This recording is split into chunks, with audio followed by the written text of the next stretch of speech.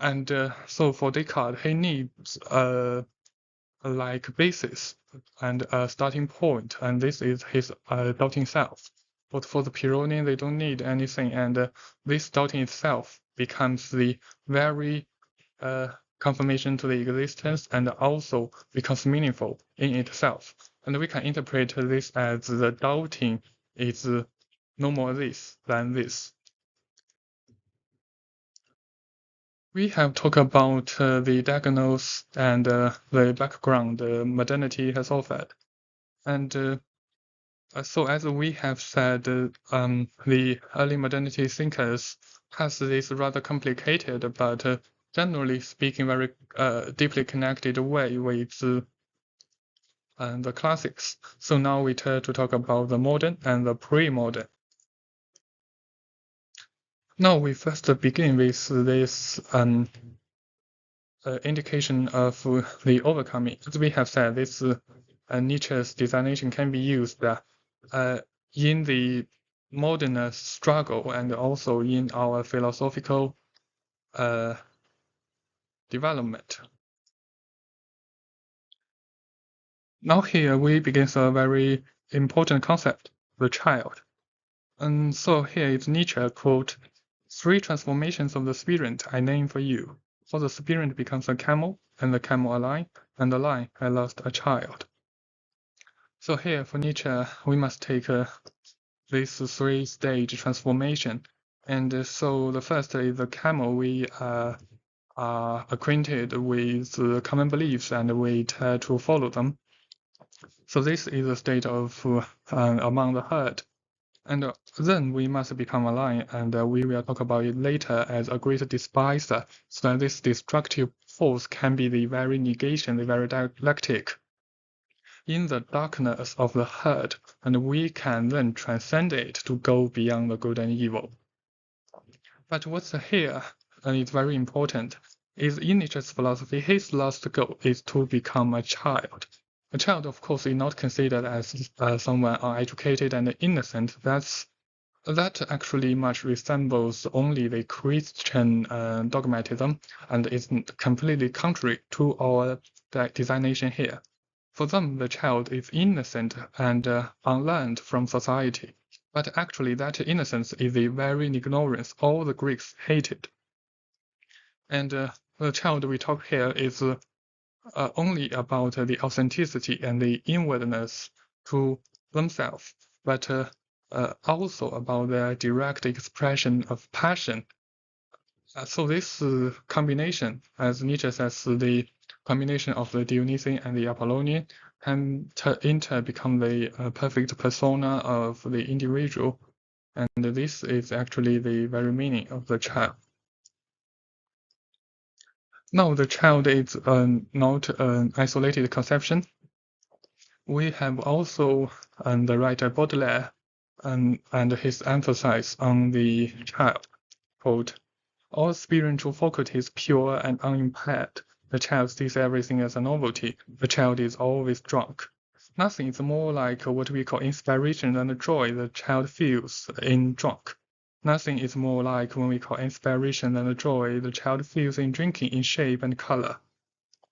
But genius is no more than childhood drinking in shape and color."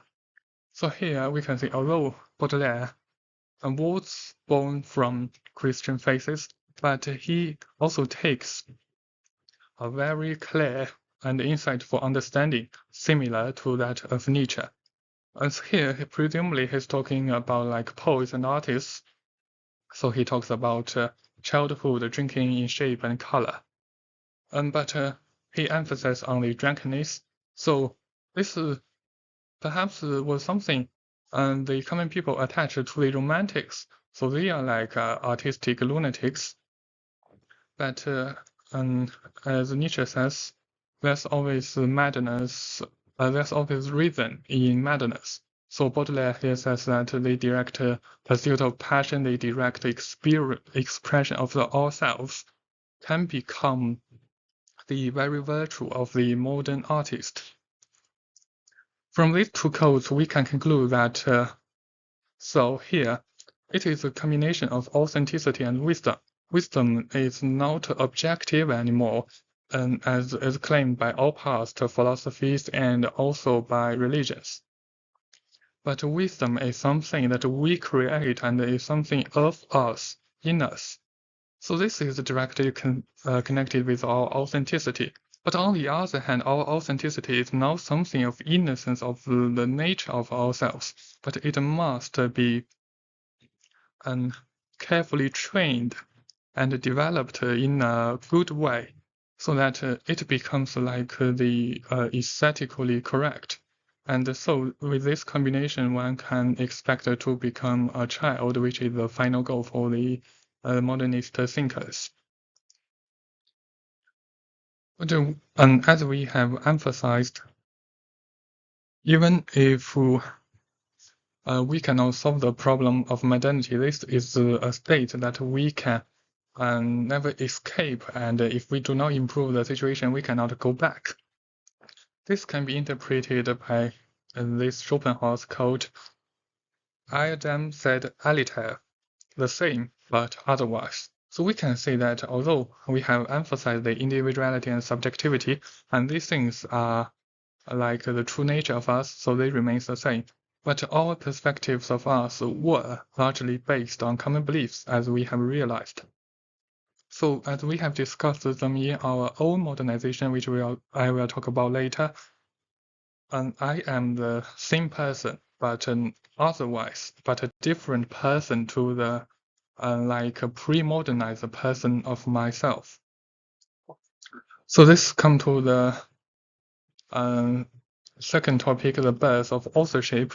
So these early modernity thinkers were like the first foreigners of philosophy, of modern philosophy. So they actually don't have a model of a philosopher, and so they were actually quite aware of their own authorship and take a faith in it. For example, Kierkegaard thought he would die at the age of 34, exactly at the same age of Jesus Christ. And so at that time, he wrote the concluding unscientific postscript, and so as the definite ending to his authorship and to all of his work. And for Nietzsche, he compares this with that of Dulles Woodcourt, and he says that this will be his ultimate fate. So this unfaithful interpretation cannot be considered as something like faultism, but rather as a self-reflection, a self-awareness of these philosophers as a writer, as an author.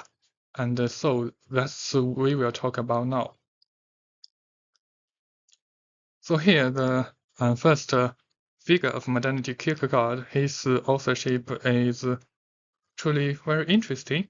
So he has this unparalleled authorship. One is about what he calls aesthetic concerns, and the other about religious. And so one is essentially targeted at the academics and the intellectuals of his age, and the other is actually for the common public. So this can be compared to his talkings about religion itself, since in religion what is taught is actually the general public instead of the trained intellectuals. So here we can see that from his definite work, the first work of authorship, Either Or, in 1843, he begins this parallelism throughout his life.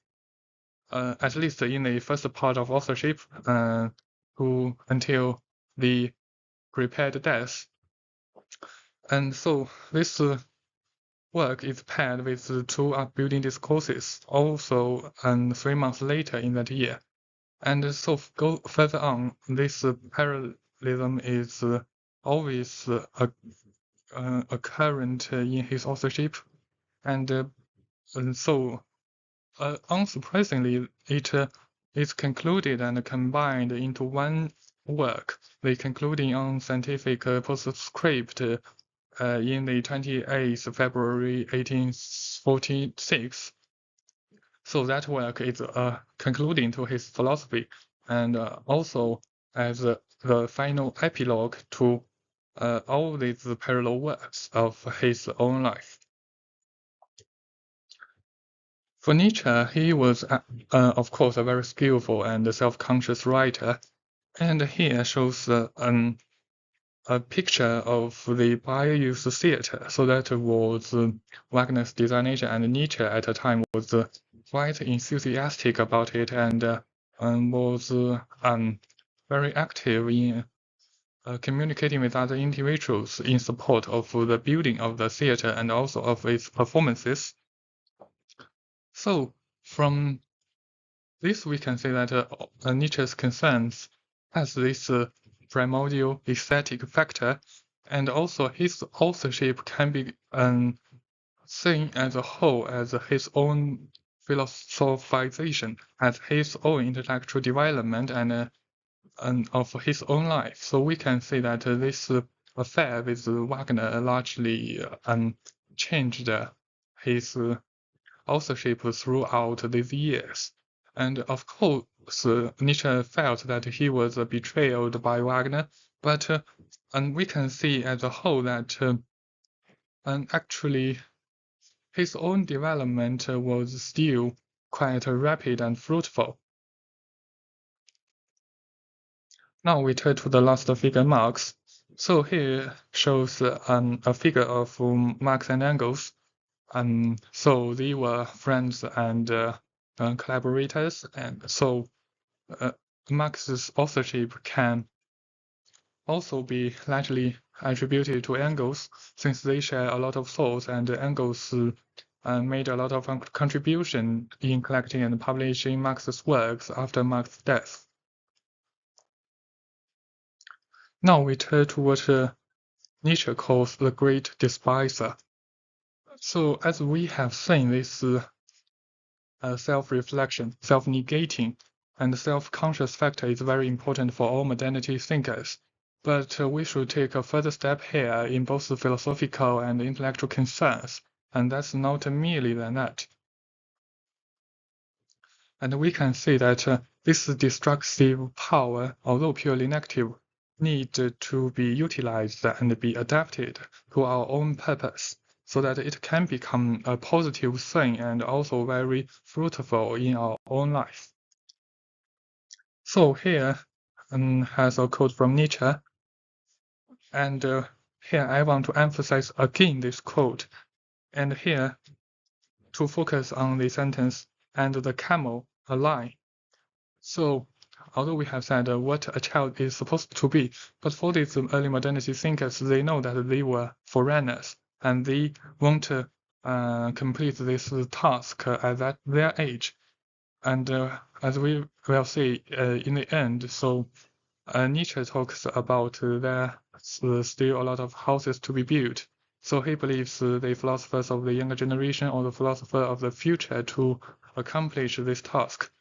And so here he put his emphasis on the second step, the camel becoming a lion.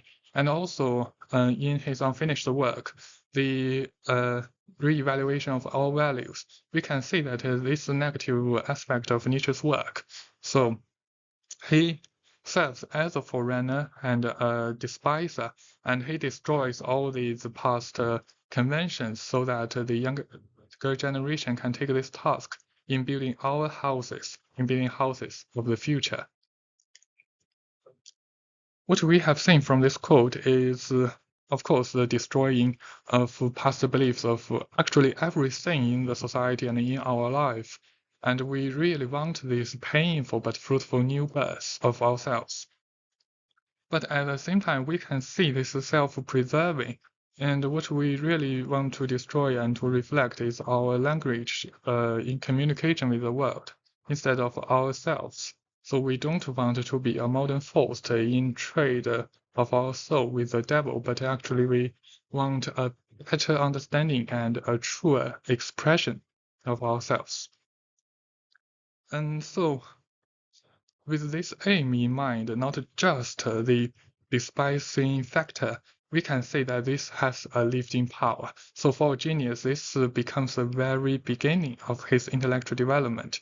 That is, this is a time when he or she takes the responsibility of his or herself, and also to become completely independent and be responsible for their own authorship and their intellect. This is I call an enlightenment moment of the self, and also in becoming despiser, he or she won't lose their own rationality and to become a beast with only those destroying powers, but rather to become self-preserving and in aim of a greater and a more complete persona.